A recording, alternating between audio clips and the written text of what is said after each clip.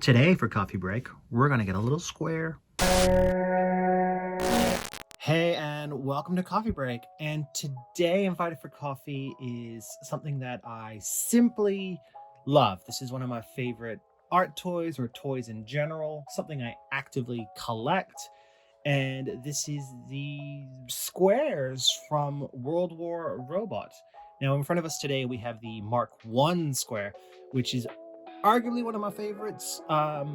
They've gone through a lot of iterations, and we'll be going through those at another day.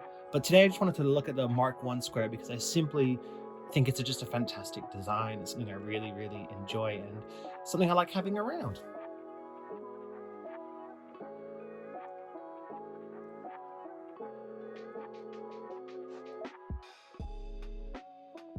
Mark I Square is something that was designed by Ashley Wood for the World War Robot universe, and it works as a support unit for troops and robots and everything in that universe. There is a bit of fiction around there, and if I can find a link for the fiction directly, then I'd say go have a look at that. But they are I think, just really cute designs, very unusual, very brutalist at the same time, which is something I really love. And yeah, it is just a design I just simply enjoy having around. It is a little bit absurd. It's a little bit I just, there's just such a charm about it that I really, really love. So yeah, just wanted to have a quick look at them on the desk here today.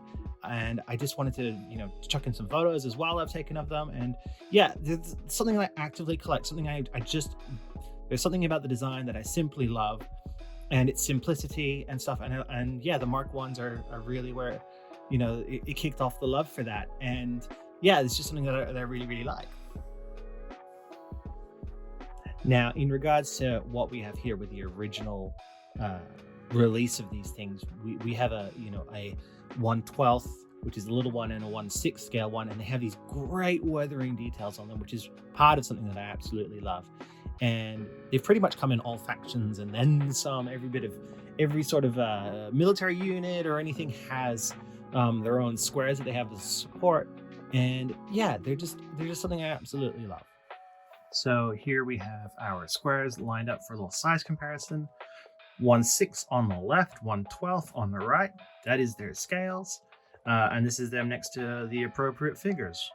1/6 on the left, 1/12 on the right. And they come up to just above knee height on any of these scale figures. Yeah, that's about it, really. That's about how tall they are.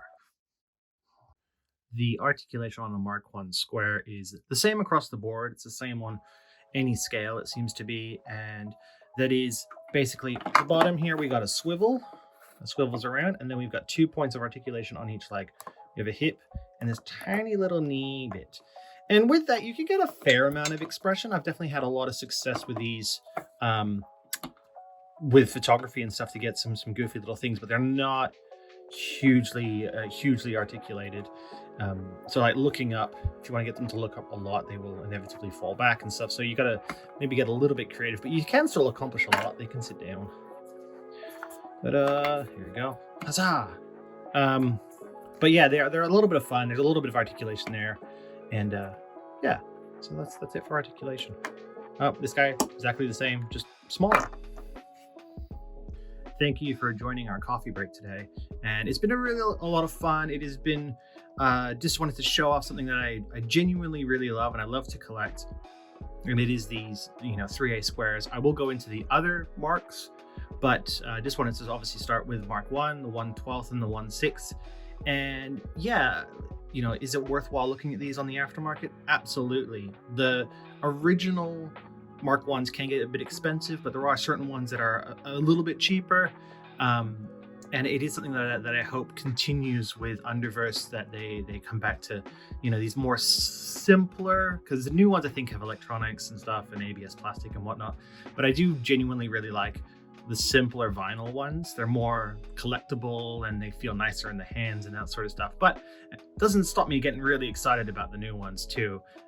But if you're on eBay and you kind of like the look of this guy, yeah, have a look around, see what you can see, find what you can find. Underverse is coming out with the Mark V, which is very close to a Mark I. So I would assume that there will be many more variations of that going forward. So it's worthwhile keeping an eye on their Instagram. But yeah, that's it for today. Thank you so much. Thank you for everything. And chat to you guys in the next coffee break.